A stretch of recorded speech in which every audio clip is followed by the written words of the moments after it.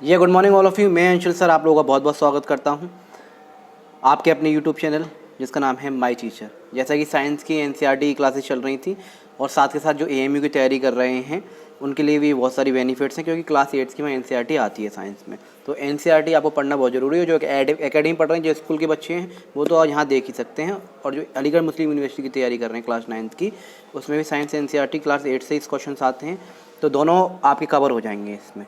अब हम जो साइंस की प्लेलिस्ट बना रखी है हमने, बाइलिंगुअल क्लासेस हैं, हिंदी मीडियम इंग्लिश मीडियम दोनों ही बच्चे यहाँ पढ़ सकते हैं, आपको बिल्कुल भी परेशानी नहीं होगी। तो आज है साइंस का चैप्टर 3 एनसीईआरटी सीबीएसई का। बाइलिंगुअल क्लासेस हैं, दोनों बच्चे पढ़ सकते हैं, हिंदी मीडियम का हो चाहे इंग्लिश मीडियम का हो। तो चलिए स्टार्ट करते हैं साइंस का चैप्टर 3 कोल एंड पेट्रोलियम, कि कोल क्या होता है और पेट्रोलियम क्या होता है। कोल माने कोयला, ये तो पता है सबको, लेकिन कोयला जब हम निकालते हैं ना तो सिर्फ कोयला, कोल का मतलब कोयला नहीं होता, उससे बहुत सारे और भी प्रोडक्ट होते हैं उसके साथ जब हम जो माइनिंग करते हैं। ऐसी पेट्रोलियम, पेट्रोलियम का लोग ये सोच लेते हैं कि पेट्रोलियम माने पेट्रोल, नहीं। जब हम धरती में से कच्चा तेल निकालने की कोशिश करते हैं तो वो ब्लैकिश कलर का होता है, ब्लैकिश और येलो कलर का होता है। तो जब उसे रिफाइनिंग की जाती है तो बहुत सारे प्रोडक्ट उसमें से निकलते हैं, उसमें से एक पेट्रोल भी है, जैसे डीजल, पेट्रोल, लुब्रिकेंट्स, बहुत सारी चीज़ें ऐसे निकलती हैं। तो पेट्रोलियम का मतलब सिर्फ पेट्रोल नहीं है, वो हम इस चैप्टर में पढ़ेंगे। तो कोल एंड पेट्रोलियम चैप्टर का नाम है। क्या होते हैं कोल, क्या होता है पेट्रोलियम, क्या होता है, फॉर्मेशन कैसे होती है, कैसे ये बने, ये सारी चीज़ें हम इसमें पढ़ेंगे। तो next slide chapter 3 by Anshul sir, Anshul Goswami हमारा नाम है। और आप लोग बस ऐसे शेयर करते रहिए वीडियोस को और प्यार देते रहिए, ऐसे ही आपका सपोर्ट मिलता रहे। ऑनलाइन क्लासेस हैं, बिल्कुल फ्री क्लासेस हैं, आप एंजॉय कीजिए, घर बैठे पढ़ाई कर सकते हैं। और साथ साथ जो चीज़ फुल चैप्टर एक्सप्लेनेशन में अगर रह जाएगी वो शॉर्ट्स नोट्स में आपको प्रोवाइड हो जाएगी। मैं दोनों तरह से वीडियो डाल रहा हूँ, एक तो चैप्टर समझा रहा हूँ फुल एक्सप्लेनेशन के साथ, और दूसरा जो है इसके शॉर्ट नोट्स भी आपको करा रहा हूँ और सॉल्यूशन भी दूंगा आपको। आप बिल्कुल भी परेशान ना हो, 3rd से लेकर 10th क्लास तक मैं तो साइंस आपको आराम से यहाँ मिलेगी, और भी सब्जेक्ट देखने को मिलेंगे आपको धीरे धीरे। तो चलिए स्टार्ट करते हैं। एनसीईआरटी क्लास 8 साइंस चैप्टर 3 है आपका कोल एंड पेट्रोलियम, कोयला और पेट्रोलियम। कोल माने कोयला और पेट्रोलियम माने पेट्रोलियम। बस अब इतना याद रखिएगा, पेट्रोलियम माने सिंपल सिर्फ पेट्रोल नहीं होता है। तो कोल को हिंदी में कोयला कहते हैं, ये पढ़ेंगे, इसके बारे में कंटेंट दे रखा है। पेट्रोलियम के बारे में पढ़ेंगे। जब पेट्रोलियम निकालते हैं तो धरती में से निकालते हैं तो उसमें कुछ गैस भी निकलेगी। भाई अगर कोई चीज़ बंद है, जब हम उसे खोलेंगे तो उसमें थोड़ी सी एयर भी तो होगी, वो भी एयर भी निकलेगी अगर किसी डिब्बे को खोलेंगे। इस तरह से जब हम माइनिंग करते हैं तब हम जब निकालते हैं पेट्रोलियम को बाहर, तो उसमें इसके साथ गैस भी निकलती है। तो नेचुरल गैस के बारे में पढ़ेंगे, जो हमारे सीएनजी एलपीजी वगैरह यूज़ होते हैं हमारे यहाँ डेली लाइफ में देखा होगा। सब नेचुरल रिसोर्सेज आर लिमिटेड, कुछ नेचुरल रिसोर्सेज लिमिटेड है, उनके बारे में हम जो है पढ़ेंगे, डिस्कशन करेंगे इस चैप्टर में। तो देखिए स्टार्ट करते हैं। Coal and petroleum are sources of energy that are non renewable. पहली बात तो कोल एंड पेट्रोलियम जो एक सोर्स है जिसकी वजह से हमें एनर्जी मिलती है। कोल एंड पेट्रोलियम क्यों यूज़ करते हैं? क्योंकि वो एक सोर्स है, एक साधन है जिसके ज़रिए हमें एनर्जी मिलती है। कोयला जो हमारे डेली यूज़ में काम आता है, पेट्रोलियम से बहुत सारे प्रोडक्ट बनते हैं, वो भी हमारे डेली यूज़ में काम आते हैं, खास करके पेट्रोल और डीजल जो हमारे व्हीकल्स में काम आ जाते हैं। तो क्या होता है, उससे एनर्जी मिलती है। वो एक सोर्स है, एक साधन है जिससे हमें क्या मिलता है, एनर्जी मिलती है, जो हमारे डेली यूजेज में काम आते हैं। जैसे हम खाना खाते हैं, उससे जो एनर्जी मिलती है उससे हमारा बॉडी वर्क करता है। तो इस तरह से coal and petroleum sources of energy that are non renewable. Non renewable का मतलब है इन्हें दोबारा से बनाया नहीं जा सकता। नॉन रिन्यूएबल का मतलब ये है कि इन्हें इंसानों द्वारा नहीं बनाया जा सकता, ये नेचुरली है। जो चीज़ एक बार ख़त्म हो गई वो दोबारा से बनाई नहीं जा सकती। They were made in the nature long time before and they will be finish after long time use. ये नेचर ने बनाया है बहुत समय में, मिलियंस ऑफ ईयर्स लग गए बनाने में कोल एंड पेट्रोलियम को, नेचर को, और धीरे धीरे ये ख़त्म हो जाएगा। और फिर दोबारा अगर बनाना होगा नेचर को तो बहुत सारा टाइम लगेगा। कोल एंड पेट्रोलियम जो है फॉसिल्स हैं हमारे, इन्हें मिलियंस ऑफ ईयर्स लग गए बनाने में। तो इसलिए कहते हैं मिस यूज़ ना करें, क्योंकि इंसान के पास मिलियंस ऑफ ईयर्स नहीं है। वही आज के अगर हिसाब से लगा चलें, वो 60-70 साल की इंसान की एज है, मिलियंस ऑफ ईयर्स नहीं है। तो अगर आप इसे ख़त्म करेंगे तो समझ लीजिए आपको मिलने वाले नहीं हैं। कोयला पेट्रोलियम ऊर्जा के ऐसे स्रोत हैं जो नवकरणीय नहीं हैं। वे बहुत समय पहले प्रकृति में बने थे और लंबे समय तक उपयोग के बाद समाप्त हो जाएंगे, और एक टाइम के बाद ये जो क्या हो जाएंगे, फिनिश हो जाएंगे। अब हम पढ़ते हैं व्हाट इज़ रिसोर्स। रिसोर्स माने क्या होता है, साधन, यानी कोई भी ज़रिया। जैसे कि हमें अगर बाहर जाना है, घर से बाजार जाना है, तो हमें किसकी ज़रूरत पड़ेगी, व्हीकल्स की, साइकिल की ज़रूरत पड़ेगी। वो हमारे लिए क्या है, वो एक रिसोर्स है, साधन है हमारे लिए। ऐसे ही हमें एनर्जी के लिए किसकी ज़रूरत पड़ती है, कोयल एंड पेट्रोल की। ऐसी लाइट के लिए हमें किस चीज़ की ज़रूरत पड़ती है? सन की। तो सूरज हमें लाइट देता है, उससे कि बहुत सारे काम होते हैं। सोर्स क्या होता है वो पढ़ेंगे। रिसोर्स इज अ सोर्स और supply from which a benefit is produced and has some utility. जो हमारे बेनिफिट हो हमारे लिए और कुछ उसका यूज़ हो। संसाधन एक स्रोत या आपूर्ति है जिससे लाभ उत्पन्न होता है और जिसकी कुछ उपयोगिता होती है, जिसकी कुछ उपयोगिता होती है जो हमारे यूज़ में काम आ जाते हैं। These resources are classified into two types. इन रिसोर्सेज को हमने दो तरह से भाग कर दिया है, दो पार्ट में डिवाइड कर दिया है। पहला है नेचुरल रिसोर्स जो हमें नेचर से मिलता है, और दूसरा है आर्टिफिशियल रिसोर्स या फिर मैन मेड रिसोर्स भी हम इसे कह सकते हैं। The resources which are available in nature, जो कि नेचर ने पहले से अवेलेबल कर रखी है हमने हमें, जैसे कि वुड हो गया, फैब्रिक्स हो गया, फाइबर्स हो, ये सारी चीज़ हो गई। प्राकृतिक संसाधन वह साधन हैं जो प्रकृति में उपलब्ध हैं। उदाहरण के तौर पे लकड़ी हो गया, कपड़े हो गए, ये सब क्या हैं? नेचुरल रिसोर्सेज हैं। आर्टिफिशियल रिसोर्स क्या है? Man made resource. The resources which is made by humans in the industries and factories. Example metal, textile, metal वगैरह, स्टील वगैरह जो हम बना रहे हैं, तो ये हमारे लिए क्या है? ये हमारे लिए क्या है? रिसोर्स है, लेकिन आर्टिफिशियल रिसोर्स है क्योंकि हम इसे बना रहे हैं। स्टील हो गया, आयरन हो गया, मेटल्स हो गए, बहुत सारे तरीके के, ये क्या है? इन्हें हम बना रहे हैं। बेशक इनका कुछ प्रोडक्ट जो है हमें नेचर से मिलता है, लेकिन उसे मॉडिफाई करके हम बना रहे हैं, आर्टिफिशियल है, तो वो ख़त्म नहीं होंगे, लेकिन नेचुरल रिसोर्सेज ख़त्म हो जाएंगे। कृत्रिम संसाधन वे संसाधन हैं जो मानव द्वारा उद्योगों और कारखानों में बनाए जाते हैं। उदाहरण अगर दें तो धातु और कपड़ा। आगे टाइप्स ऑफ नेचुरल रिसोर्सेज, प्राकृतिक संसाधनों के प्रकार। अब नेचुरल पढ़ लिए, देखो रिसोर्सेज पढ़े हमने दो टाइप के, नेचुरल रिसोर्सेज और आर्टिफिशियल रिसोर्सेज। आर्टिफिशियल तो मैन मेड होते हैं, सिंपल सी बात है। और नेचुरल रिसोर्सेज को भी साइंस में दो पार्ट में बांटा गया है एनसीईआरटी क्लास 8 में, और इसी तरह से हम पढ़ते हैं। और मैंने आपसे कहा है क्लास 6, 7, 8, 9, 10 की जो साइंस है ना, वो हमारे इर्द गिर्द एग्जाम्पल से भरी हुई है। आप चारों तरफ नज़र घुमा के देखिए, बाहर से कुछ नहीं। साइंस का मतलब जो होता है किसी भी चीज़ को प्रैक्टिकली देखना। तो हम आगे चलते हैं। Natural resources are two types, दो तरह की होती हैं, एक एग्जॉस्टेबल और एक inexhaustible. Resources which are available in limited quantity and can be finished in the future. Exhaustible resource, natural resources वो होती हैं जो लिमिटेड क्वांटिटी में और आगे जाके ख़त्म हो जाएंगी। जैसे एग्जांपल देख लेते हैं, वाटर हो गया, ट्रीज़ हो गए, और भी बहुत सारे नेचुरल रिसोर्सेज हैं। समाप्त होने योग्य प्राकृतिक संसाधन, कोयला, पेट्रोलियम, ये कोल और पेट्रोलियम जो हो गए, ये भी नेचुरल रिसोर्स है, ये भी एग्जॉस्टेबल रिसोर्सेज हैं। समाप्त होने योग्य प्राकृतिक संसाधन, जो संसाधन सीमित मात्रा में उपलब्ध हैं और भविष्य में समाप्त हो सकते हैं, उन्हें समाप्त होने योग्य प्राकृतिक संसाधन कहा जाता है, जैसे पानी और पेड़। देखिए मैंने आपको पहले बता चुका हूँ, जो चीज़ अगर इसमें कोई रह जाएगी, दो चार टॉपिक, वो मैं शॉर्ट्स नोट्स में डाल दूँगा, आप बिल्कुल भी परेशान ना हो। कुछ हो सकता है बहुत से बच्चों के यहाँ प्राइवेट बुक्स चल रही हैं, तो उनको मैंने जो है अलग से कवर कर लिया शॉर्ट्स नोट्स में, आप बिल्कुल दिक्कत ना हो। क्योंकि ये वीडियो जो है ना चैप्टर एक्सप्लेनेशन की थोड़ी बड़ी होती हैं, एक एक डेढ़ घंटे की वीडियो होती है। चैप्टर एक्सप्लेनेशन जिनको चैप्टर समझना होता है, क्योंकि एकेडमिक के बच्चे ही नहीं सिर्फ इस वीडियो को देख रहे हैं, बहुत से लोग कॉम्पिटिशन की तैयारी कर रहे हैं, वहाँ भी ये एनसीईआरटीज आती हैं, तो वो चैप्टर समझने के लिए पढ़ रहे होंगे। जिनको जो है साइंस के शॉर्ट नोट्स चाहिए वो उसमें कवर हो जाएंगे अगर कुछ टॉपिक रह जाएंगे तो एग्जॉस्टेबल समझ के जो रिसोर्सेज लिमिटेड हैं। टाइप्स ऑफ नेचुरल रिसोर्सेज में अगला देखेंगे inexhaustible resources, natural resources which are available in excess quantity and can not be finished in the future. बहुत सारी है क्वांटिटी में, वो खत्म होने वाली नहीं है, उसे एग्जॉस्टेबल नेचुरल रिसोर्सेज कहते हैं। जैसे कि सबसे एग्जांपल है हमारा सनलाइट, सूरज की रोशनी, सूरज से जो रोशनी आती है, सन से जो हमें लाइट आती है, वो कभी खत्म होने वाली नहीं। एयर, हवा कभी खत्म होने वाली। हाँ वो आता है कि पॉल्यूटेड हो जाए, अब हम लोगों की वजह पॉल्यूशन हो जाए। देखो वाटर क्यों नहीं लिया, कोई वाटर धीरे धीरे खत्म हो रहा है। तो एग्जॉस्टेबल रिसोर्सेज कोल है जो चैप्टर हम पढ़ रहे हैं, पेट्रोलियम है, ये क्या है? ये ऐसे साधन हैं हमारे जो कि ख़त्म हो रहे हैं धीरे धीरे, इसलिए कहते हैं ढंग से कंजर्व करके रखें इन चीज़ों को। लेकिन सनलाइट हो गई, एयर हो गई, ये कभी ख़त्म होने वाली नहीं है। अक्षय प्राकृतिक संसाधन, इनएग्जॉस्टेबल को हिंदी में कहते हैं, जो संसाधन अधिक मात्रा में उपलब्ध होते हैं, भविष्य में समाप्त होने वाली नहीं हैं, फिनिश नहीं होंगे, हो सकता है थोड़े से पॉल्यूटेड हो जाएं। जैसे कि एयर है, उसे हम पॉल्यूटेड कर रहे हैं, ग्लोबल वार्मिंग इतनी बढ़ा दी है कि अल्ट्रा वायलेट रेज डायरेक्ट आ रही हैं अब, ठीक है, क्योंकि ओजोन लेयर डिप्लीट हो रहा है। तो हो सकता है हमारी वजह से उसमें थोड़ी कमियाँ आ जाएँ, लेकिन वो ख़त्म होने वाली नहीं हैं। उदाहरण के तौर पर सूर्य का प्रकाश हो गया, वायु हो गया। हम इतना जो है इस टाइम पॉल्यूशन कर रहे हैं ना, आने वाली पीढ़ियाँ जो हैं हमारी, वो बहुत ही तकलीफ़ में आने वाली हैं। ये सोचने चलना चाहिए, ये चीज़ सोच के हमें चलना चाहिए, लेकिन बस हम तो बस मोह माया फंसे हुए हैं और बस करे जा रहे हैं, बिगाड़े जा रहे हैं पूरे नेचर को पूरी तरह से बेकार करे जा रहे हैं, डिस्ट्रॉय किए जा रहे हैं।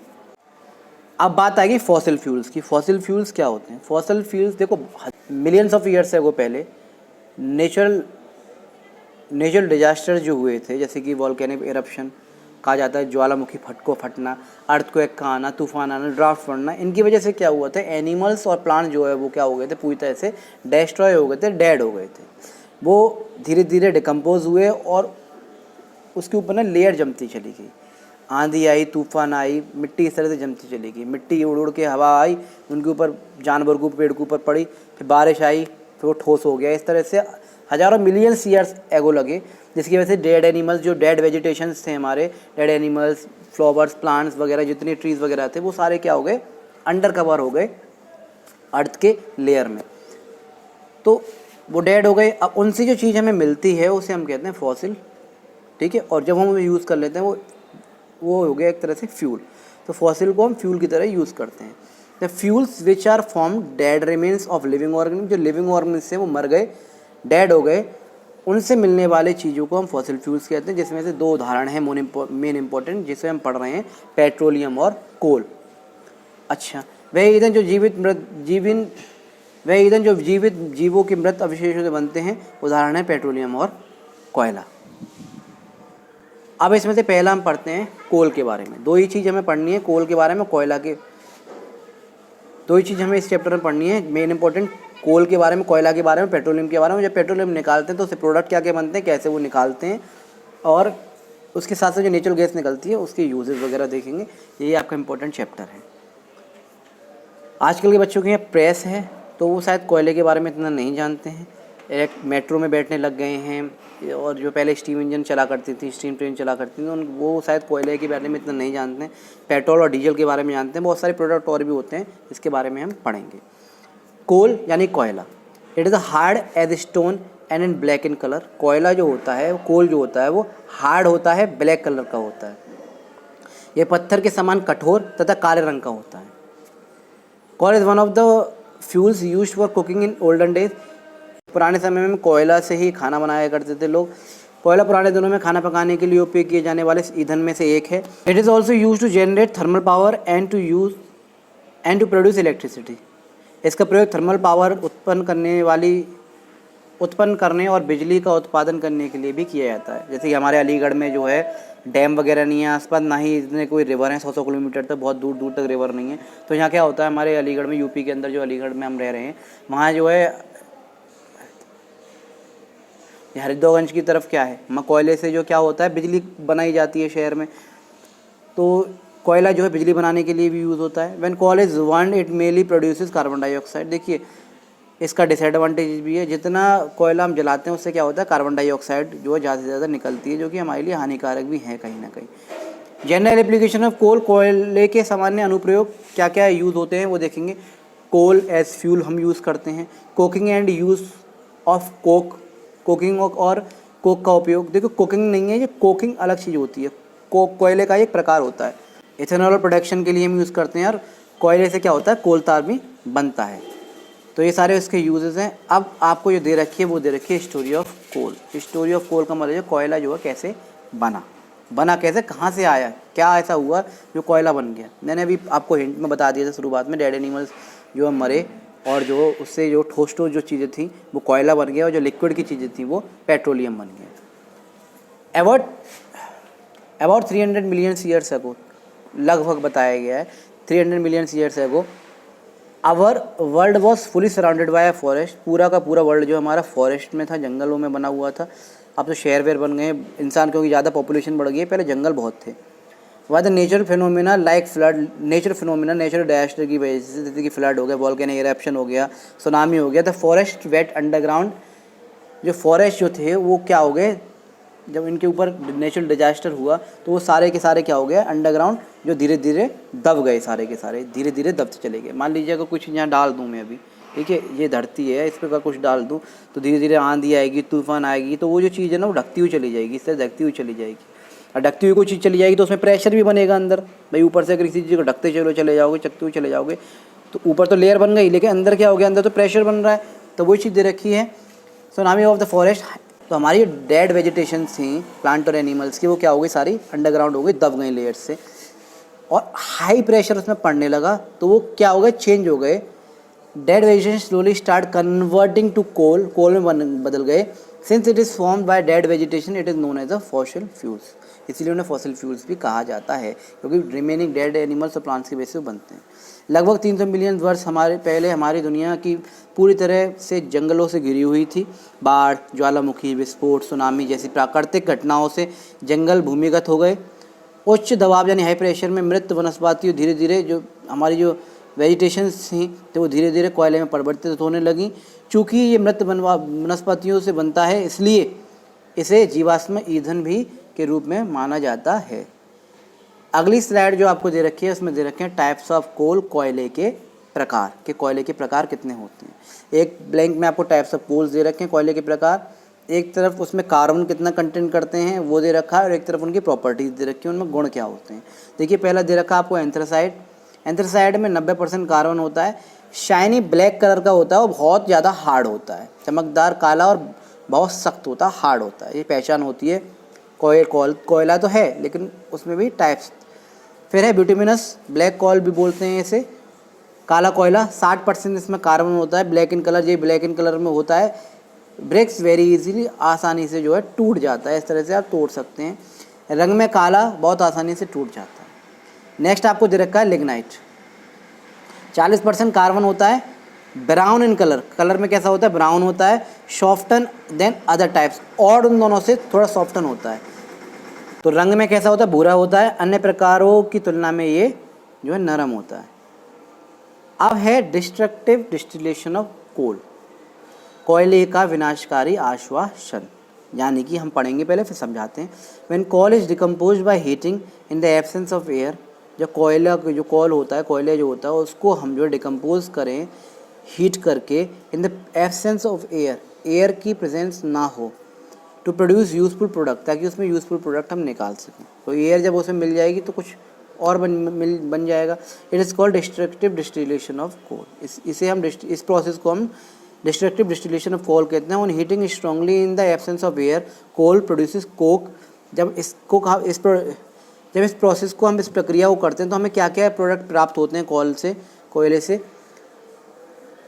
कोक मिलता है, कोल तार मिलता है और उसमें से कोल जो गैस निकलती है, जैसे कि आप इसमें डायग्राम में दे सकते हैं। जब कोयला को हवा की अनुपस्थिति में, एयर प्रेजेंट नहीं होनी चाहिए, ऐसा प्रोसेस होता है जिसमें कोयले को हम गर्म करते हैं, हीट करते हैं, लेकिन वहाँ हवा ना हो, इस तरह से पैक्ड करके हम जो उसे गर्म करते हैं। उपयोगी उत्पाद बनाने के लिए विघटित किया जाता है, तो इसे कोयले को विनाशकारी आश्वासन कहा जाता है। कोयले को विनाश करते, कोयला जो था उसे तो डिस्ट्रॉय कर दी, लेकिन उससे कुछ अलग प्रोडक्ट मिले। वो क्या मिला, वायु की अनुपस्थिति में तीव्र ताप पर कोयला कोक, तारकोल और कोयला गैस उत्पन्न करता है। देखिए इंग्लिश और हिंदी मीडियम दोनों में है, ध्यान रखिएगा, आप आराम से पढ़ पाएंगे। तो आप समझ गए, जब कोयले को हम जो हीट करेंगे इन द एब्सेंस ऑफ एयर, तो वो 3 प्रोडक्ट हमें निकाल के देगा, coke, coal tar and coal gas. अब कोक क्या होता है देख लेते हैं। देखिए it is a greyish black solid and is not shiny as coal, coal की तरह चमकदार नहीं होता है। It is hard rough, it has a rough texture, the solid left behind extracted the distillation is called coke, which contains approximately 98% carbon, thus we can say it is a pure carbon। देखिए Coke ये एक भूरे काले ठोस पदार्थ हैं और कोयला जितने चमकदार नहीं है, कोयले की तरह चमकदार नहीं है। इसकी बनावट खुरदरी है। विनाशकारी आश्वासन के बाद जब हम डिस्ट्रॉय कर देते हैं कोयले को, डिस्ट्रक्टिव कर देते हैं, उसके बाद बचे ठोस को कोक कहते हैं। डिस्ट्रक्टिव हो जाएगा तो उसमें जो बचेगा उसे हम कोक कहते हैं, जिसमें लगभग 98% कार्बन होता है। इस प्रकार हम कह सकते हैं कि शुद्ध कार्बन है।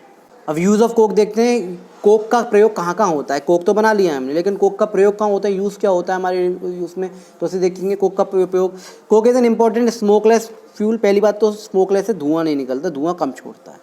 It is use to extraction of the iron and other metals and presence of the fuels gases like producers gas and water gas. Coke एक महत्वपूर्ण धुआं रहित ईंधन है। इसका प्रयोग लोहे और अन्य धातुओं के निष्कारण और उत्पादक गैस और जल गैसीय ईंधन गैसों की तैयारी में किया जाता है। Coke is better fuel than coal because coke does not produce smoke. जो कोल से अच्छा होता है इसलिए इसे बनाते हैं कोक को, ताकि जो धुआं कम करे, एयर को पॉल्यूट ना करे बर्निंग करने पर। It is also produces more than heat on burning as compare to coal, और कोल के मुताबिक कार्बन इसमें ज़्यादा होता है, इसीलिए जो है ये जलने में ज़्यादा देर जल पाएगा।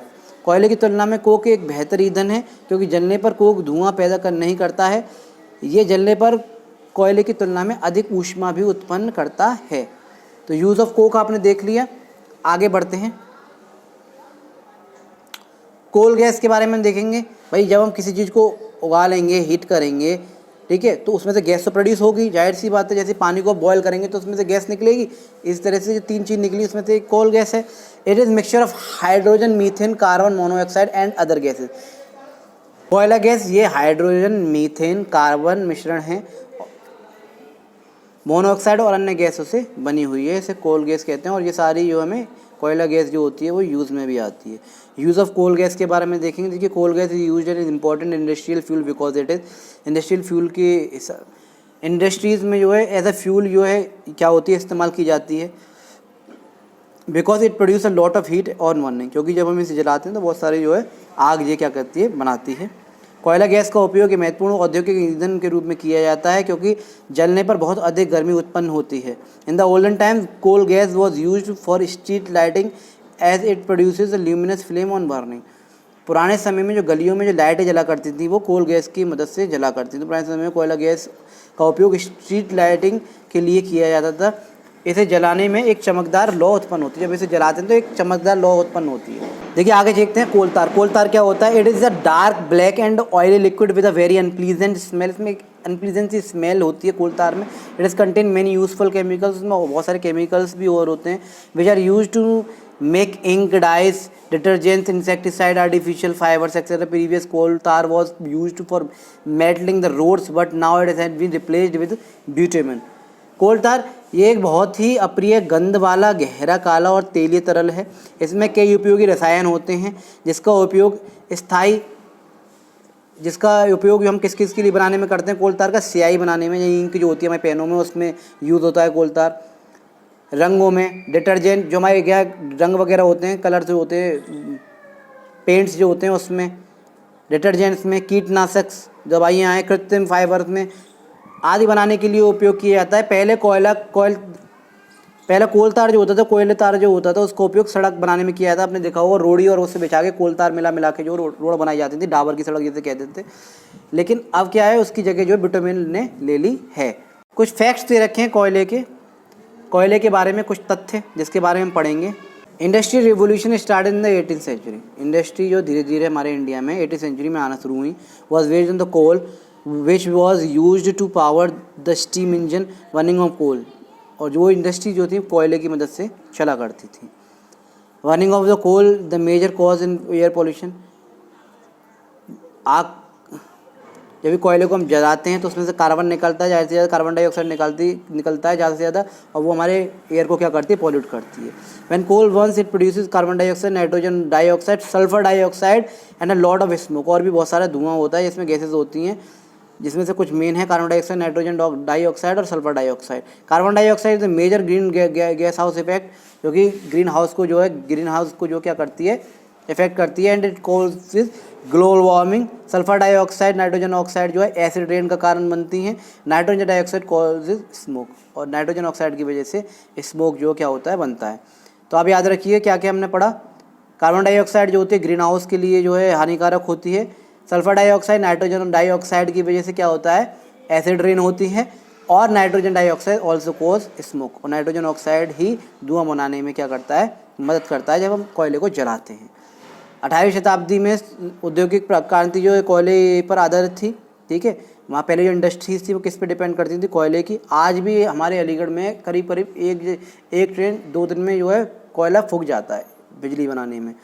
2 ट्रेन मालगाड़ी आती हैं कोयले की, फूक जाती है। पहाड़ के पहाड़ खड़े हुए हैं हरिद्वारगंज की तरफ, आप जाएंगे कभी देखेंगे तो, जो अलीगढ़ में रह रहे हैं उधर की तरफ जाके देखिए, PAC से आगे पहाड़ के पहाड़ खड़े हुए हैं कोयले के। तो पॉल्यूशन तो हो रहा है, लेकिन बिजली बनानी है, क्या करें।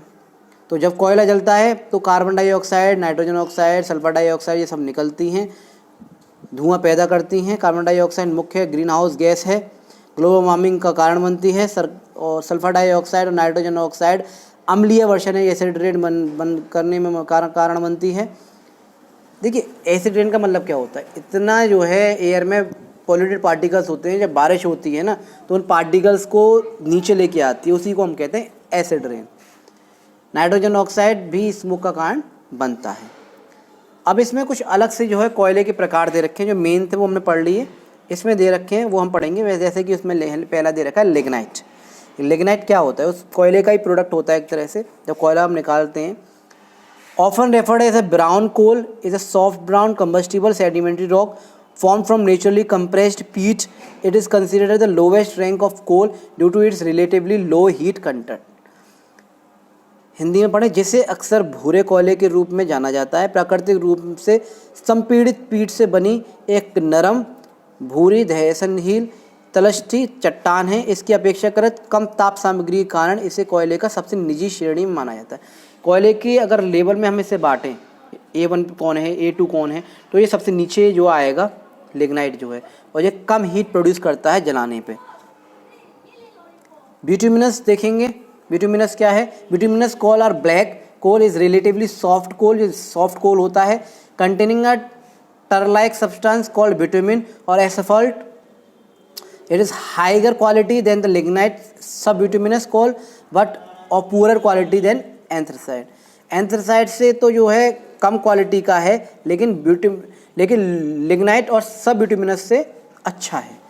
बिटुमिनस कोयला या काला कोयला बोल सकते हैं, एक अपेक्षाकृत नरम कोयला होता है जिसमें तारकोल जैसा पदार्थ होता है। जो तारकोल में पदार्थ होता है वो इसमें भी मिलेगा आपको, जिसे बिटुमिनस या डामर कहा जाता है, जिसे डामर कहा जाता है। ये लिग्नाइट और सब बिटुमिनस कोयले की तुलना में उच्च होते हैं, उच्च गुणवत्ता के होते हैं, लेकिन एंथ्रासाइट की तुलना में खराब गुणवत्ता के होते हैं।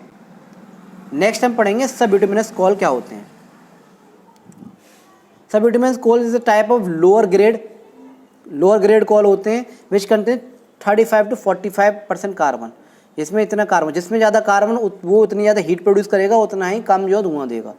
इसमें 35 से 45% कार्बन है। The properties of this types are between those of lignite the lowest grade coal and those bituminous coal. The second highest grade of coals of bituminous coal is primarily used as a fuel for steam electric power generation. किस में काम आते हैं ये देख सकते हैं आप। और बिटुमिनस कोयला एक प्रकार का निम्न श्रेणी का कोयला है जिसमें 35 से 45% तक का क्या होता है, कार्बन होता है। इस प्रकार गुड लिग्नाइट से निचले ग्रेड के कोयले और बिटुमिनस कोयले दूसरे उच्च ग्रेड के कोयले के बीच में होते हैं। ये जो होगा बिटुमिनस से जो है ऊंचा और लिग्नाइट से थोड़ा नीचे होगा। दूसरे कंपैरिजन करा गया है इसमें। और बिटुमिनस कोयले का उपयोग मुख्य रूप से भाप विद्युत ऊर्जा उत्पादन के लिए ईंधन के रूप में किया जाता है। जो बिजली बनाते हैं भाप द्वारा, उसमें जो है इसका जो हम यूज़ करते हैं। मेन जो आपको दे रखा है वो है एंथ्रासाइट, इंपॉर्टेंट है। Anthracite also known as the hard coal, इसे एक हार्ड कोल होता है। It is a hard compact variety of coal that has sub metallic lustre. It is the highest carbon content, सबसे ज़्यादा कार्बन होता है। The fewest impurities and the highest energy density of all types of coal and is highest ranking of coals carbon content है 90 to 98%। इसलिए इसे सबसे अच्छा जो है कोयले का जो है टाइप कहा जाता है एंथ्रासाइट को। एंथ्रासाइट जिसे कठोर कोयला भी कहा जाता है। कोयले की एक कठोर सघन किस्म है जिसमें उत्पादित चमक होती है, बहुत ज़्यादा चमक होती है। इसमें सभी प्रकार के कोयले की तुलना में, सभी अगर टाइप्स को हम जो तुलना करें, कंपटीशन करें एक दूसरे से, तो कार्बन सामग्री इसमें ज़्यादा होती है 90 to 98% की। इसलिए जो बर्निंग में जो है बहुत यूज़फुल होता है, स्मोकलेस होता है, धुआं करने में थोड़ा कम होता है। आम देखेंगे ये भी ग्रेफाइट भी एक कोयले का प्रकार होता है। जो हमारी पेंसिल होती है, पेंसिल जो हम लिखते हैं उसके अंदर जो निडल टाइप्स की होती है उसे हम क्या कहते हैं, ग्रेफाइट ही कहते हैं। वो ग्रेफाइट की बनी हुई होती है जो हम लिखते हैं, जैसे सुरमा भी कहते हैं हिंदी में। Referred to as a plumbago is a crystalline form of the element carbon with atoms arrange in the hexagonal structure. इसमें हेक्सागोनल स्ट्रक्चर में एटम जो है स्टेबल होते हैं। It occurs naturally in the form and is the most stable form of the carbon under standard condition under high pressure and temperature it converts to a diamond। देखिए हो सकता है NCERT के level से ये कुछ टॉपिक्स इसमें बीच बीच में एक दो टॉपिक अलग हो सकता ना हो, लेकिन मैंने फिर भी डाल दी क्योंकि कुछ प्राइवेट बुक्स में ये हैं। और क्योंकि इसमें यहाँ बच्चे AMU वाले भी हैं, यहाँ बच्चे एकेडमिक वाले भी हैं, स्कूल वाले, यहाँ बच्चे कंपटीशन वाले भी हैं, तो सबको मदद मिलेगी। आप बिल्कुल परेशान ना हो, क्योंकि कुछ टॉपिक ऐसे हैं जो हिंदी मीडियम में, कुछ टॉपिक ऐसे हैं जो इंग्लिश मीडियम में, कुछ टॉपिक ऐसे हैं जो NCERT बुक में, कुछ टॉपिक ऐसे हैं जो प्राइवेट बुक्स में। तो मैंने कंबाइन करके पूरे चैप्टर को बिल्कुल सोच समझ के बहुत अच्छी तरह से नोट्स बना के आपको प्रोवाइड किए। बस आपसे हाथ जोड़ के इतना सा मेरी रिक्वेस्ट है कि आप ज़्यादा से ज़्यादा शेयर करें और जो है दूसरों तक पहुँचाएँ, क्योंकि शेयरिंग इज़ केयरिंग, ज्ञान जो है बांटने से बढ़ता है। तो प्लम्बेगो के रूप में जाना जाता है। कार्बन का तत्व है, एक क्रिस्टल रूप है जिसके परमाणु हेक्सागोनल संरचना में व्यवस्थित होते हैं। ये प्राकृतिक रूप से इस रूप में होता है। मानक परिस्थितियों में कार्बन सबसे स्थिर रूप में है। इसमें जो होता है ग्रेफाइट में जो कार्बन जो होता है ना, वो स्टेबल फॉर्म में होता है। उच्च दबाव और तापमान में ये क्या होता है, कोयले का कौन सा टाइप होता है, बहुत इंपॉर्टेंट है। कोयले का कैसा कौन सा टाइप होता है जो डायमंड में कन्वर्ट होता है, वो है ग्रेफाइट।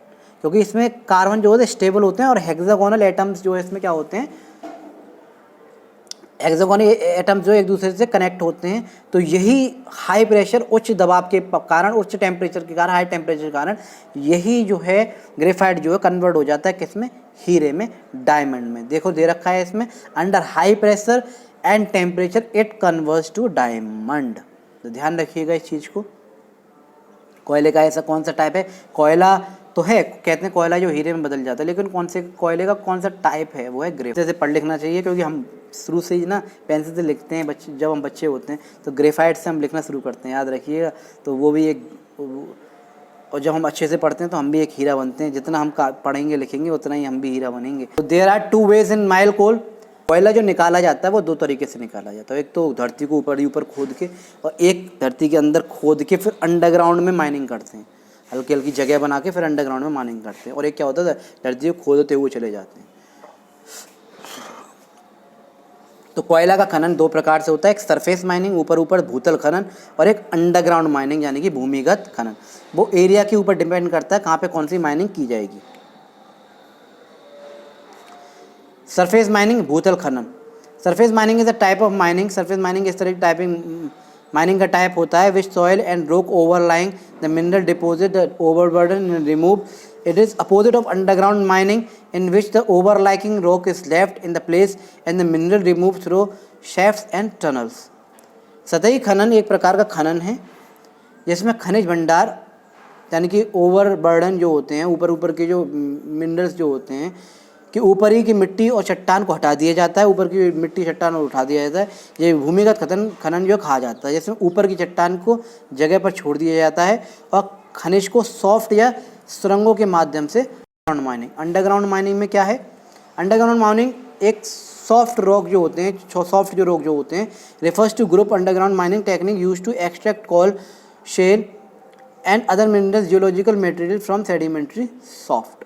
भूमिगत यानी नरम चट्टान जो होती हैं उन्हें निकालने के लिए। हार्ड चट्टान तो ऊपर से हम निकाल लेंगे, लेकिन जो अंदर जो अंडरग्राउंड में जो सॉफ्ट जो रॉक्स हैं उन्हें निकालने के लिए अंडरग्राउंड माइनिंग की जाती है। खनन तकनीकों में से एक समूह को संदर्भित करता है जिसका उपयोग तलछटी मुलायम यानी चट्टानों में कोयला, तेल, शैल और अन्य खनिजों या भूवैज्ञानिक सामग्री निकालने के लिए किया जाता है। ये 2 टाइप्स की आपके सामने माइनिंग है, देख सकते हैं आप इस स्लाइड में। खनन के 2 अलग अलग प्रकार हैं कि सरफेस माइनिंग, ऊपर से जो हार्ड चट्टान को हम निकालते चले जाते हैं इस तरह से गोल सा वो बन जाता है। और एक होता है अंडरग्राउंड साइड में जाके जो सॉफ्ट मटेरियल जो सॉफ्ट रॉक्स जो होते हैं उन्हें जाने के हम जो निकालते हैं उसे अंडरग्राउंड माइनिंग कहते हैं। और भी बहुत सारे प्रोडक्ट हमें पता चल जाती है कि यहाँ माइनिंग अंडरग्राउंड होगी या जो क्या होगी सरफेस की होगी। यहाँ सरफेस माइनिंग होगी, वहाँ ऊपर से लेते हैं। अंडरग्राउंड माइनिंग में प्रोडक्ट थोड़े ज़्यादा निकल आते हैं माइनिंग करने पे।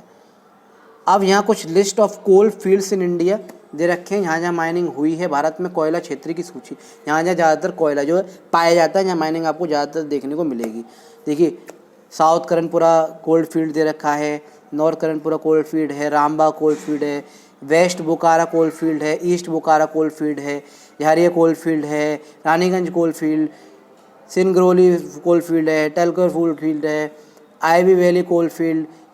इसमें बहुत सारी जो दे रखी है, Jhilmili coal field, Korba coal field, ये लिस्ट दे रखी है आप कहाँ कहाँ जो कोयला ज़्यादातर पाया जाता है, तो आपको पता होनी चाहिए, एक नॉलेज के तौर पे आप देख सकते हैं यहाँ पे।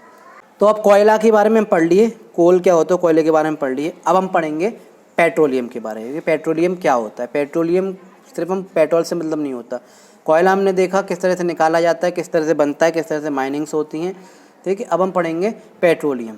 पेट्रोलियम के बारे में जैसे कि आपको ये स्लाइड दे रखी है और साइड में 3 पार्ट में उसे डिवाइड किया गया है। एक तरफ दे रखा 300 मिलियन ईयर्स एगो जो है, जो एक्वेटिक एनिमल्स जो थे वो सारे के सारे डेड हो गए। किसकी वजह से? नेचुरल डिजास्टर्स की वजह से, सुनामी की वजह से, साइक्लोन्स की वजह से।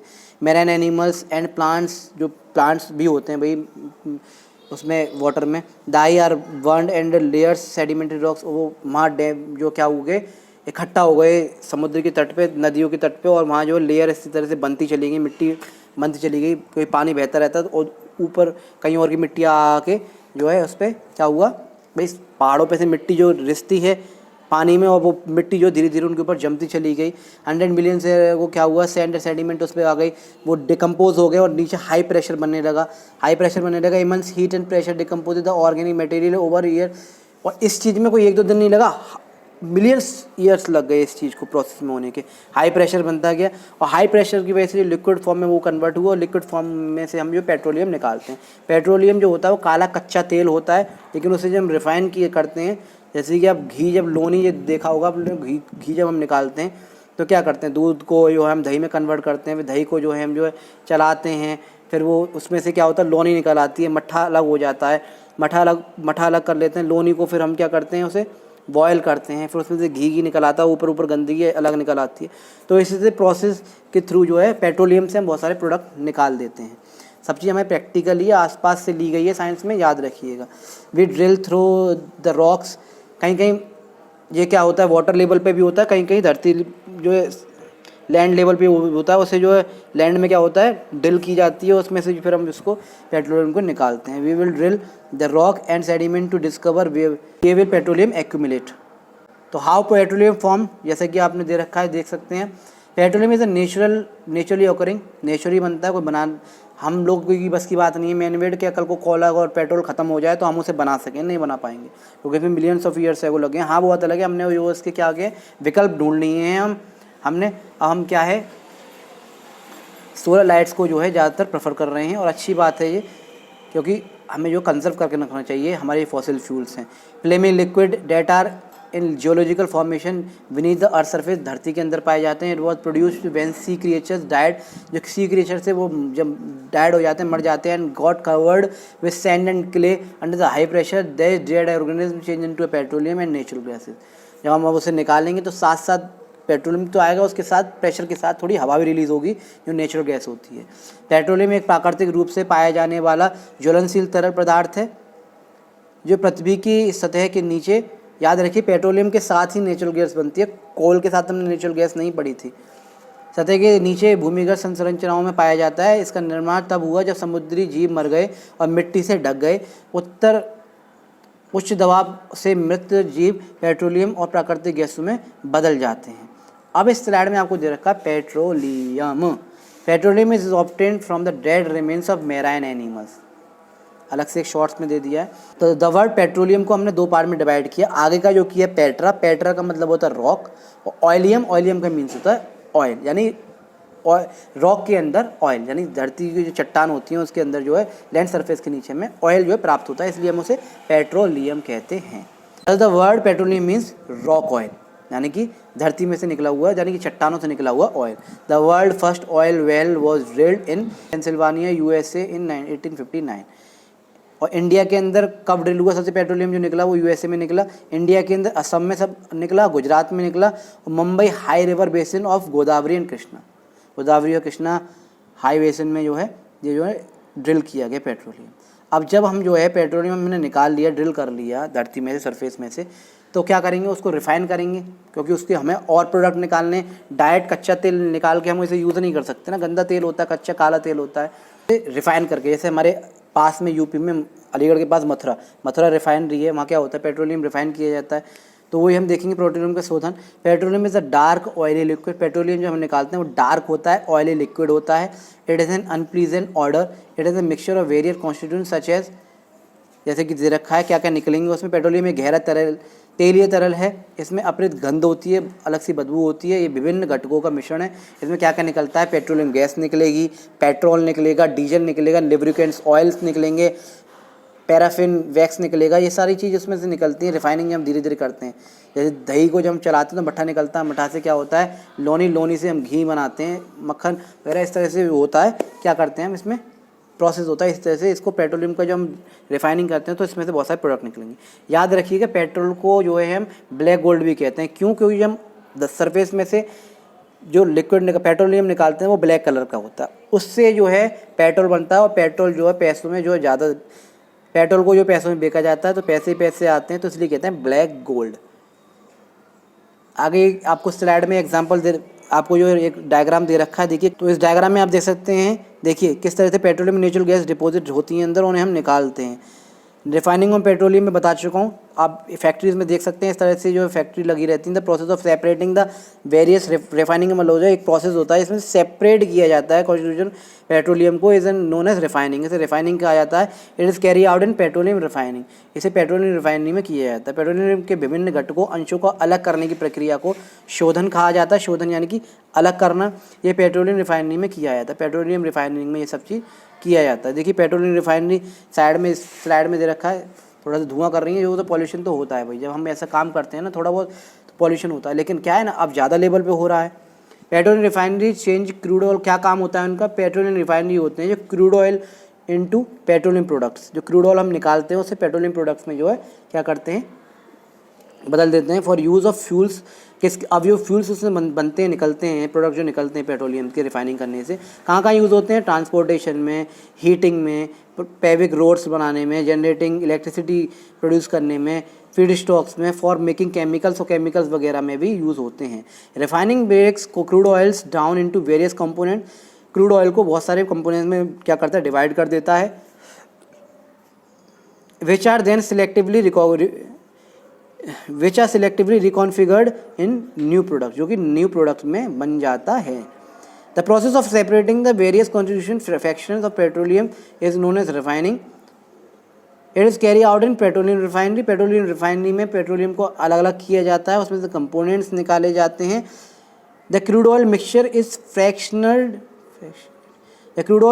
फ्रैक्शनेटेड into different components by fractional distillation.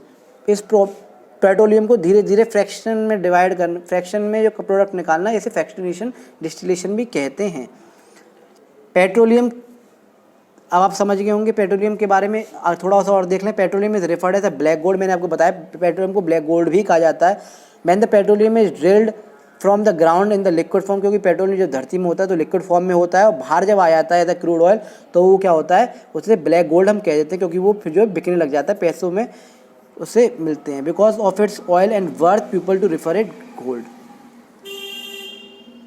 Petroleum को काला सोना भी कहा जाता है। जब पेट्रोलियम को तरल रूप में ज़मीन से निकाला जाता है तो इसे कच्चा तेल कहा जाता है। काला सोना नाम ही इस बात का संकेत है कि इंसानों के लिए बेहद ज़रूरी है। इसके तेल और कीमत के कारण लोग इसे सोना कहते हैं।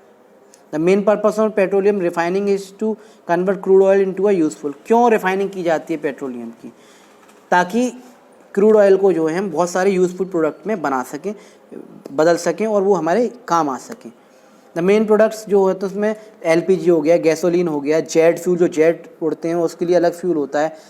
देखिए जब हम बनाते हैं ना तो शुरुआत में गंदगी निकलेगी तो उसे कुछ और कहेंगे, फिर थोड़ा और साफ़ होगा तो उसे और कहेंगे, थोड़ा और साफ़ हुआ ऑयल तो उसे और कहेंगे। जब बिल्कुल प्योर ऐसे होते चला जाता है ना, अलग अलग कैटेगरी में हमने डिवाइड कर रखा है। तो the main purpose of refining है बेस्ट यूज़ पेट्रोलियम का हम कर सकें, ताकि वो लोगों के क्या हो, काम आ सके, अलग अलग तरीके से वो जो काम आ सके। तो रिफाइनिंग ऑफ पेट्रोलियम देखिए इधर डायग्राम दे रखा है, कहाँ कहाँ क्या क्या चीज़ निकलती है, कितने कितने टेम्परेचर पे, वो साइड में मैंने डाल रखा है ताकि आपको थोड़ा सा रिवीजन भी हो जाए पेट्रोलियम का। पेट्रोलियम एक ब्लैक कलर का होता है, स्मेली लिक्विड होता है। It is contain many substance, बहुत सारे सब्सटेंस होते हैं, जैसे कि पेट्रोलियम हो गया, गैस हो गया, पेट्रोल हो गया, डीजल हो गया, पैराफिन वैक्स हो गए, फ्यूल ऑयल हो गए, लुब्रिकेंट्स ऑयल हो गए, naphtha etcetera. The various constitution petroleum से बनते हैं और जो काम आते हैं तो हमारे कई सारे तरीके से। Petroleum products and uses, petroleum उत्पाद और उसके उपयोग दे रखे हैं। एक तरफ पेट्रोलियम प्रोडक्ट्स हैं और उसके यूजेस दे रखे हैं। देखिए एलपीजी दे रखा है सबसे पहले, fuel for home industry, industry में हमारे घर में एलपीजी काम आती है सिलेंडर के रूप में। पेट्रोल है, पेट्रोल ऑटोमोबाइल्स में व्हीकल्स में काम आती हैं। डीजल है, जनरेटर वगैरह हो जाते हैं, इलेक्ट्रिकल जनरेटर हैं, फ्यूल है, व्हीकल्स में भी काम आती हैं। लुब्रिकेंट ऑयल्स हैं, जो मोबियल होता है, जो हमें सर्विस में जब हम जाते हैं इस गाड़ी वगैरह की, वहाँ जो है लुब्रिकेंट्स ऑयल काम आते हैं। बहुत सारी मशीनरी में लुब्रिकेंट्स ऑयल जो डाले जाते हैं। पैराफिन वैक्स है, जिसमें ऑइंटमेंट, वैसलीन, कैंडल्स जो मोमबत्ती वगैरह बनती हैं वो पैराफिन वैक्स से बनती हैं। ठीक है, विटामिन्स, मेटल ऑफ जो मेटलिंग ऑफ रोड जो बनाए जाते हैं वो विटामिन से बनाए जाते हैं। विटामिन से पहले जो है कोल तार से बनाए जाते थे, लेकिन विटामिन यूज़ होने लगा है। कैरोसिन, जो कच्चा तेल जो आता है, आपने देखा होगा राशन की दुकानों पे पहले आता था, बंद हो गया है क्योंकि हर एक के यहाँ सिलेंडर और जो है लाइट जो है पहुँच गई है इस वजह से। तो फ्यूल्स फॉर स्टोव्स जो हुआ करते थे पहले, स्टोव्स में जलाने काम आया करते थे। लैंप, लालटेन वगैरह जो होती थी, जेट एयरक्राफ्ट वगैरह, इसमें जो कैरोसिन वगैरह जो लाइटनिंग के लिए काम आते थे। लेकिन अब जो है कैरोसिन कम हो गया है क्योंकि अब तो लाइट और जो है, लेकिन कुछ ऐसे प्रांत हैं जहाँ अभी भी जो कैरोसिन देखने को आपको मिलेगा। Impact of petroleum on the environment, environment पे पेट्रोलियम का क्या इम्पैक्ट है, पर्यावरण में पेट्रोलियम का क्या प्रभाव है, उसके बारे में देखते हैं। Petroleum production can effect the environment in the following manners, कई तरीक़ों से हमें प्रभावित करता है हमारे पर्यावरण को। देखिए, ड्रिलिंग फॉर पेट्रोलियम में cause disturbance in the aquatic ecosystem. जब हम पेट्रोलियम निकालते हैं, ड्रिलिंग करते हैं, तो हमारे जो एक्वेटिंग सिस्टम है, एक्वेटिंग जो हमारा इकोसिस्टम है, वो जो है अफेक्ट होता है। पेट्रोलियम के लिए, ड्रिलिंग के लिए जलीय परिस्थितिकरण जो होता है, हमारे जलीय परिस्थिति तंत्र जो होता है उसमें गड़बड़ी आ जाती है। भाई हम किसी अच्छे खासे वो रह रहे थे, उसमें छेड़ाखानी करेंगे, उसमें वाइब्रेटिंग करेंगे। ट्रांसपोर्टिंग पेट्रोलियम में कॉज ऑयल स्पिल्स, तेल की रिसाव की वजह से, पेट्रोलियम की रिसाव की वजह से जब हम गाड़ी चलाते हैं, थोड़ा बहुत पेट्रोल डीजल हल्का हल्का से जो है एयर में पॉल्यूट होता है या फिर कोई लीक भी करता है, तो उसकी वजह से पेट्रोलियम के परिवहन से तेल जो है रिसाव हो सकता है और उसकी वजह से ऑयल स्पिल्स हो जाता है। यानी कि नदियों में, तालाबों में और जो है सी में जो होता है, समुद्र वगैरह में होता है, क्या होता है, वो अफेक्ट करेंगे, पॉल्यूटेड होंगे। Sometimes tanks in which petroleum is stored will leak and pollute the underground water. कभी कभी क्या होता है, जब हम पेट्रोलियम कर रहे होते हैं तो जो अंडरग्राउंड वाटर के साथ जो पेट्रोलियम जो है मिल जाता है, तो अंडरग्राउंड वाटर को भी क्या कर देता है, लीक होने की वजह से वो ख़राब कर देता है। कभी कभी जिन टैंकों में पेट्रोलियम भंडारित किया जाता है उनमें रिसाव हो सकता है और भूजल का जो प्रदूषित जो पानी होता है वो भी जो क्या होगा, ख़राब होगा। मान लीजिए भी आपने टैंक रख रखे हैं, वो अगर रिसाव हो गया वो सारा धरती में जाएगा और धरती की वजह से अंडरग्राउंड वाटर जो है वो भी ख़राब होगा। तो इम्पैक्ट डाल रहे हैं। रिफाइनिंग ऑफ पेट्रोलियम की वजह से प्रोड्यूस वेरियस प्रोडक्ट्स में lead to water and air pollution. जब हम रिफाइनिंग करते हैं तो वाटर पोल्यूशन, एयर पोल्यूशन होता है, बिल्कुल होता है। देखिए, हम जब धरती पे व्हीकल चला रहे हैं तब भी एयर पोल्यूशन हो रहा है, और नदियों में, समुद्र में जो जहाज़ें जा रही हैं, क्रूज़ जा रहे हैं, उनकी वजह से भी वाटर पोल्यूशन हो रहा है। उसमें से भी थोड़ी बहुत डीजल वो लीकेज करते हैं, और जो जब वो जलती है, इंजन वगैरह जो जलते हैं, जो डीजल फूकता है, जब पेट्रोल फूकता है, तो वो वाटर में मिलता है। और ऐसी धरती पे जब लैंड पे चलाते हैं तो बस वगैरह, ट्रक वगैरह चलाते हैं, वो एयर में मिलता है। तो दोनों तरह से पोल्यूशन हो रहा है। When petroleum products are burned, जब पेट्रोलियम प्रोडक्ट्स जो जलते हैं, जलते हैं, दे गिव ऑफ पॉल्यूटेंट्स, वो पॉल्यूटेंट निकालते हैं, कार्बन डाइऑक्साइड, नाइट्रोजन डाइऑक्साइड और कार्बन मोनोऑक्साइड। ये पार्टिकुलर मैटर है, ये निकालते हैं, जिसकी वजह से क्या होता है, एयर और वाटर पॉल्यूट होते हैं। What is an oil well, तेल कुआं किसे कहते हैं? आपने कहा होगा तेल के कुएँ हैं, भाई वहाँ तो उस देश में तेल के कुएँ हैं। तो तेल कुआं क्या होता है? What is an oil well, तो उसके बारे में हम पढ़ते हैं। देखो, चैप्टर को एक्सप्लेन कर रहा हूँ आराम से, तो बोर मत होइएगा। इंपॉर्टेंट चैप्टर हैं सारे और आपके प्रैक्टिकली चीज़ लिए हुए हैं, और मैं पूरी कोशिश करता हूँ आपको एन्जॉयमेंट के साथ पढ़ाने की, तो बोर फील मत कीजिएगा please. What is an oil well, तेल का कुआं क्या होता है? An oil well is a general term for any boring through the earth surface that is design to find the acquire petroleum oil, hydrocarbon. It is use to pump out petroleum.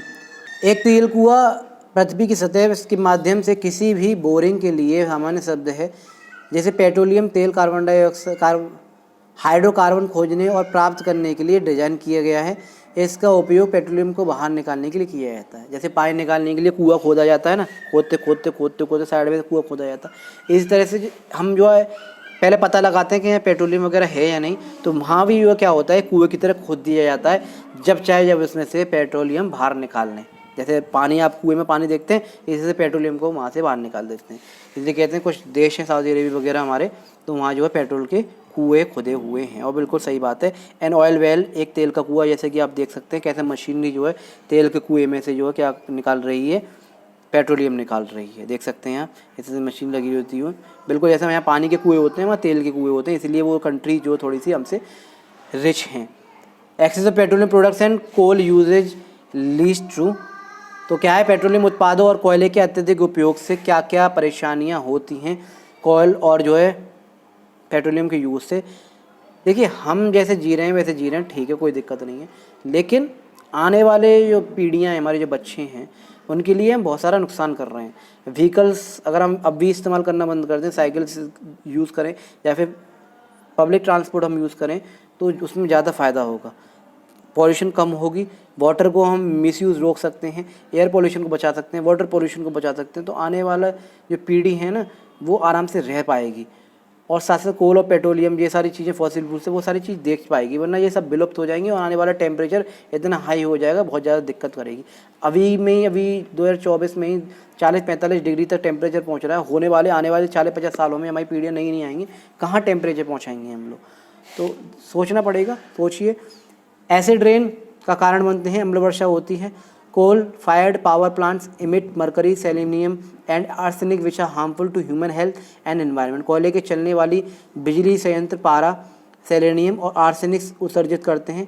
देखिए, mercury जब कोयल जो fired होता है तो power plant में जो है mercury, selenium, arsenic जैसी जो हार्मफुल जो होती हैं, ये सब चीज़ निकलती हैं जो मानव स्वास्थ्य के लिए बहुत ज़्यादा हानिकारक हैं।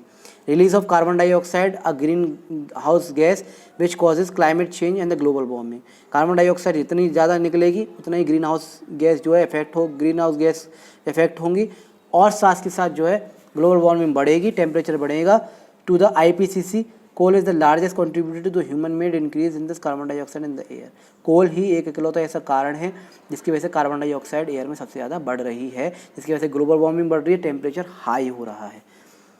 IPCC के अनुसार कार्बन डाइऑक्साइड एक ग्रीन गैस है का उत्सर्जन जो जलवायु परिवर्तन और ग्लोबल वार्मिंग का कारण बनता है। हवा में CO2 मानव निर्मित वृद्धि के कोयले में सबसे बड़ा योगदान है। Temperature of the earth increases, इसकी वजह से अर्थ का टेम्परेचर जो है धीरे धीरे बढ़ रहा है। अब तक हमने कोल देखा, पेट्रोलियम के बारे में पढ़ा, उसके मिसयूज़ पढ़े, उसके एडवांटेजेस पढ़े। एडवांटेज यही है, हमारे फ्यूल के लिए यूज़ हो जाता है, हमें कुछ ना कुछ प्रोडक्ट्स मिल जाते हैं जो हमारे डेली लाइफ में यूज़ आते हैं, लेकिन उसके साथ साथ डिसएडवांटेजेस बहुत हैं। तो नेचुरल गैस के बारे में हम पढ़ेंगे, दो चीज़ हो गई, कोल एंड पेट्रोलियम। और पेट्रोलियम हम निकालेंगे तो उसके साथ साथ गैस निकलेगी, उसका हम यूज़ कैसे करते हैं और कैसे वो बनती है वो बता चुका हूँ, और देख लेते हैं। नेचुरल गैस यानी प्राकृतिक गैस। Natural gas is very important fossil fuels, बहुत इंपॉर्टेंट फॉसिल फ्यूल्स है because it is very easy to transport through pipes. इसे जो ईजिली पाइप्स के थ्रू जो ट्रांसपोर्ट किया जाता है। आज भी ऐसी बहुत सारी बड़े बड़े शहरों में बिल्डिंग्स हैं जिन पाइपलाइन डाली हुई हैं घरों में, सीधे रसोई में, और सीधे जो है पाइपलाइंस के थ्रू ही जो है क्या होता है, नेचुरल गैस आती है उसमें से जो हम आराम से जो है खाना वगैरह बना लेते हैं। सिलेंडर्स नहीं लगे हुए हैं बहुत सारे, उसमें लीकेज का भी प्रॉब्लम होता है, वो भी एक डिसएडवांटेज है। Natural gas is stored under high pressure. जब नेचुरल गैस जो है अंडर हाई प्रेशर में होती है, as compressed natural gas CNG is used for, CNG की फुल फॉर्म है compressed natural gas. CNG used for power generation, CNG power generation के लिए काम आती है। It is now being used as a fuel of transport. अब गाड़ियों में यूज़ होने लग गई है CNG। गैस का सिलेंडर लगा रहता है, आपने देखा होगा व्हीकल्स के पीछे। Vehicles because it is less polluting, क्योंकि पॉल्यूशन कम फैलाती है, पेट्रोल डीजल हम कम यूज़ करते हैं उसकी वजह से। Because it is cleaner fuel. The great advantage of CNG that is can be used directly for burning in homes and factories where can it is supplied through pipes के through भी इसे supply किया जा सकता है। प्राकृतिक gas एक बहुत ही महत्वपूर्ण जीवाश्म ईंधन है क्योंकि इस पाइप के माध्यम से परिवहन करना आसान है। प्राकृतिक गैस को उच्च दबाव से संपीड़ित प्राकृतिक गैस में रूप में संग्रहित किया जा सकता है। CNG का प्रयोग बिजली उत्पादन के लिए किया जाता है। अब इसका उपयोग परिवहन वाहनों के लिए करने लग गए हैं, व्हीकल्स के लिए करने लग गए हैं। CNG का उपयोग किया जा रहा है क्योंकि कम प्रदूषित है, एक स्वच्छ ईंधन है। CNG का सबसे बड़ा फ़ायदा ये है कि इसका उपयोग सीधे घरों और कारखानों में पाइप्स लाइन द्वारा डाल के किया जा सकता है। लेकिन अभी ऐसी सुविधा आई नहीं है, लेकिन बहुत सारे फ्लैट्स कहीं कहीं बने हुए हैं, बड़ी बड़ी बिल्डिंग्स बनी हुई हैं, बड़े बड़े फ्लैट्स बने हुए हैं, वहाँ जो पाइपलाइन के थ्रू जो है क्या होता है, पाइपलाइन के थ्रू जो है सप्लाई दी जा रही है, वहाँ सिलेंडर्स नहीं होते हैं। We all know that the coal and petroleum are fossil fuels. हम सबको पता है कोल और पेट्रोलियम जो है फॉसिल फ्यूल्स है। It is required to dead organism millions of years ago, बहुत सारे millions of years ago dead animals थे जो उन्हें कन्वर्ट कर दिया फ्यूल्स में इनको। On the other hand the known reserves of the will last only a few hundred years. More ever the burning of this fuels is major cause of air pollution. इनकी वजह से air pollution बहुत सारा हो रहा है, तो इन्हें जो सेव करके हमें रखना चाहिए। Their use is also link to the global warming. इनके ज़्यादा यूज़ से ग्लोबल वार्मिंग पे भी फ़र्क पड़ रहा है। It is therefore necessary that we use this fuels only absolute necessary. This will result in better environment. अगर हम इसका यूज़ कम कर दें तो इन्वायरमेंट बेटर हो सकता है। अब भी पर्यावरण में ना बहुत सारे चेंजेस हो सकते हैं, पहले ऐसा हो सकता, पहले ऐसे बिल्कुल तो नहीं हो सकता, लेकिन बहुत सारा लगभग हो सकता है। अब जैसे जैसे पेड़ लगाइए ऐसे जिसमें ऑक्सीजन ज़्यादा होती है, आज जैसे ज़्यादा जो है पानी का कम वेस्ट कीजिए, व्हीकल्स का कम यूज़ कीजिए, और ख़ासकर ये मोबाइल फ़ोन्स इनका यूज़ कम कीजिए। तो बहुत सारे आप जब यूज़ कम करेंगे ना, धीरे धीरे यूज़ कम करेंगे तो आप जो है ना धीरे धीरे आप देखेंगे एनवायरनमेंट में चेंजेस हो जाएंगे। एटमॉस्फेयर को क्लीन रखिए। तो global warming and their ability for a longer period of time. अब जो एक इसमें टॉपिक दे रखा है वो दे रखा है PCR है। ये प्राइवेट बुक्स में है, शायद NCERT में है या नहीं, देख लीजिएगा आप लोगों, मेरे को कन्फर्म पता नहीं, बहुत सारे प्राइवेट बुक्स में था तो मैंने इसमें दे दिया है PCRA। In Indian petroleum conservation research association, इसका जो फुल फॉर्म है petroleum conservation research association, advises people how to save petrol diesel by driving. इन्होंने बताया है कि किस तरह से जो है हम जो है पेट्रोल डीजल को क्या कर सकते हैं, कंजर्व कर सकते हैं, बचा सकते हैं, सेव कर सकते हैं। भारत में पेट्रोलियम संरक्षण रिसर्च एसोसिएशन PCRA ये सलाह देता है कि पेट्रोल और डीजल कैसे बचाएं। ड्राइविंग उनकी युक्तियां हैं, कुछ इनकी पॉइंट्स हैं। Drive at constant and moderate speed as far as possible. ना हो सके लगातार और मध्यम गति से गाड़ी चलाएं। तेज़ गाड़ी ना चलाएं, जितनी गाड़ी आप तेज़ चलाएंगे उतना ही क्या होगा, फ्यूल जो है बर्बाद करेंगे। आराम से सेम स्पीड पे लगभग मेंटेन करके गाड़ी चलाएं यहाँ तक संभव हो। Switch off the engine when not use the vehicle. जब आप ट्रैफिक लाइट में हैं, ठीक है, ट्रैफिक सिग्नल पे हैं, तो आप जो क्या करें, जब तक 1 या 1.5 मिनट की लाइट है उसको जो है ऑफ़ कर दें, अपनी गाड़ी को स्विच ऑफ कर दें ट्रैफिक लाइट में, ताकि जो है पेट्रोल डीजल आपको बच सके। ट्रैफिक लाइट पर इंजन बंद कर दें, ये ऐसी जगह पर जहां आपको इंतज़ार करना पड़े। Ensure correct tyre pressure. और हमारे जो टायर होते हैं उसका भी बहुत बड़ा कारण होता है फ्यूल बर्बाद करने में। जितने अगर टायर में हवा कम है ना, उतनी गाड़ी कर्री खींचेगी, और कर्री खींचने की वजह से फ्यूल भी उसमें ज़्यादा लगेगा, टाइट खींचेगी। तो अपनी गाड़ी को सर्विस कराते रहें टाइम टू टाइम, और अपनी गाड़ी के टायर में प्रेशर है वो भी चेक कर लें। टाइम टू टाइम सर्विस कराएंगे तो फ्यूल कम खर्च होगा। टायर को आप ठीक से रखेंगे प्रेशराइज करके, तो भी उसमें जो क्या होगा, फ्यूल कम जो खर्च होगा। Ensure regular maintenance of regular vehicle. सभी टायर दबाव सुनिश्चित करें, वाहन की जो निरीक्षित जो है क्या करते रहें, रेगुलर जो है जांच करते रहें, उसका मेंटेनेंस करते रहें, सर्विस कराते रहें। तो ये था PCRA के द्वारा दिए गए कुछ टिप्स आपको। अब हम देखेंगे नेचुरल गैस हमने पढ़ लिया, ठीक है, जिसकी वजह से CNG LPG गैस बन रही हैं घर घर में जा जाके। पेट्रोलियम से बहुत सारे प्रोडक्ट्स पढ़ लिए, कोल के बारे में पढ़ लिए, कोल के टाइप्स पढ़ लिए, एडवांटेज डिसएडवांटेज पढ़ लिए, PCRA के बारे में पढ़ लिया क्या था। अब उसमें देखेंगे हम, अभी हमें NCERT में दे रखा कंजर्वेशन ऑफ फ्यूल्स को, जो ईंधन का संरक्षण हम किस तरह से करें, तो आगे देखते हैं। Coal and petroleum which are also called fossil fuels. Coal और पेट्रोलियम को हम फॉसिल फ्यूल्स कहते हैं, और non renewable energy resources. One way of fuel conservation, fuel को हम कंजर्व कर सकते हैं to avoid their wastage, waste ना करके। Switching to alternate sources. ऐसा ना, जब किसी का मिसयूज़ हो जाता या फिर ख़त्म होने वाला हो तो हम क्या करते हैं, तो हम ना उसका विकल्प ढूंढ लेते हैं, समझ रहे हैं। हमारी लाइट अगर हमारे यहाँ चली गई तो हमने क्या किया, इन्वर्टर ले आए। अब लाइट अगर चली जाती है तो इन्वर्टर काम कर जाता है, विकल्प आ गया ना, बिजली जाने पर भी लाइट नहीं जा रही है। इसी तरह से ये सोर्सेज ख़त्म हो रहे हैं तो हम क्या कर रहे हैं, सोलर लाइट का यूज़ कर रहे हैं, सोलर पैनल लगा रहे हैं, जो कि अच्छी बात है, फ्री में आता है, पॉल्यूशन है नहीं इसमें बिल्कुल भी, हमें इलेक्ट्रिसिटी मिल जाती है, कोल और पेट्रोल भी खर्च नहीं होता, और एनवायरनमेंट भी क्या होता है, नुकसान नहीं होता।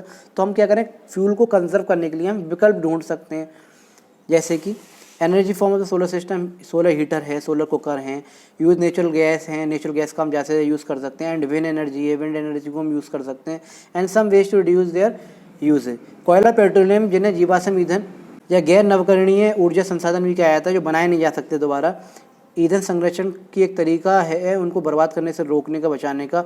सौर हीटर हैं, सौर किकर हैं, सौर पैनल हैं। ऊर्जा ऐसा वैकल्पिक स्रोत है जिसको स्विच करना आसान है, प्राकृतिक गैस को हम जैसे यूज़ कर सकते हैं, पवन ऊर्जा को यूज़ कर सकते हैं और उनका विकल्प ढूंढ सकते हैं। However, there is more important reason to conserve fuel for fossil fuels and what's help heal the environment burning petroleum oil। जैसे कोल और पेट्रोलियम ना बर्न करें, ना जलाएं और उनका मिसयूज़ ना करें। Natural gas फिल्स the air with harmful pollution, वरना हमारी नेचुरल गैस है जो हम ऑक्सीजन ले पा रहे हैं आराम से, तो एयर जो पूरी पॉल्यूटेड हो जाएगी। इसमें इतने सारे जो है carbon dioxide, sulphur dioxide, nitrogen oxide के पॉल्यूटेंट्स बढ़ जाएंगे कि सांस लेना भी जो मुश्किल हो जाएगा। अब है द रिड्यूस, रीयूज, रिसाइकिल। ये प्रोसेस जरूर यूज़ करें, रिड्यूस, रीयूज़ और रिसाइकिल 3R वाला जो प्रोसेस है उसको यूज़ करें। Elements are referred to as a 3R reducing, try to reduce and the amount of waste you produce as the this is the best to help the environment. कम करें, पुनः उपयोग करें और रिसाइकिल तत्वों को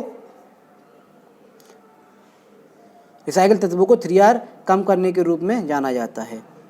अपने द्वारा उत्पादित कचरे की मात्रा को कम करने का प्रयास करें। जितना वेस्टेज कम हो पाए उतना वेस्ट कम करें और इसको जो चीज़ रीयूज़ हो सकती है ना दोबारा उसे रीयूज़ करें। फॉसिल फ्यूल्स आर लिमिटेड, क्यों कंजर्व करना है हमें, क्योंकि फॉसिल फ्यूल्स जो लिमिटेड हैं, ज़्यादा नहीं बचे हैं।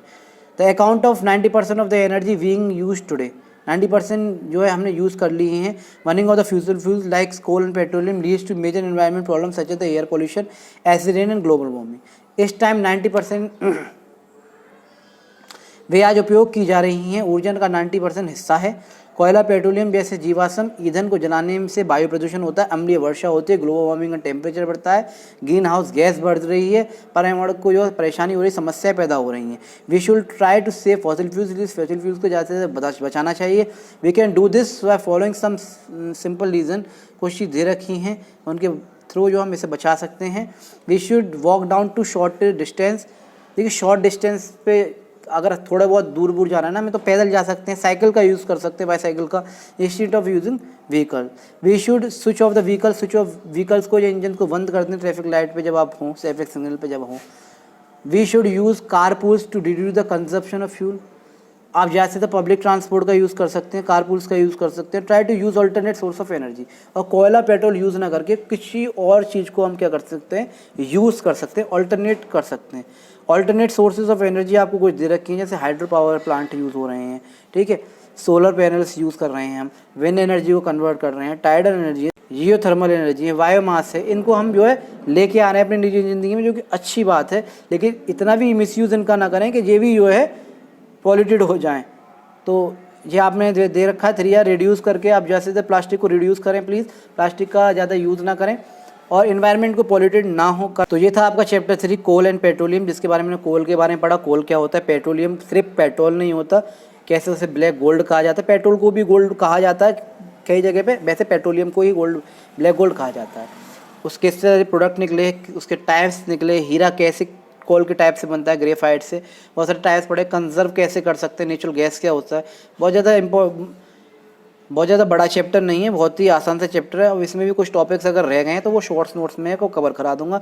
वैसे मैं ज़्यादातर टॉपिक्स देख के आपको समझाने की कोशिश कर रहा हूँ। चैप्टर एक्सप्लेनेशन है, वीडियो थोड़ी बड़ी हो जाती है उसके लिए सॉरी, लेकिन चैप्टर एक्सप्लेनेशन कराना ज़रूरी है।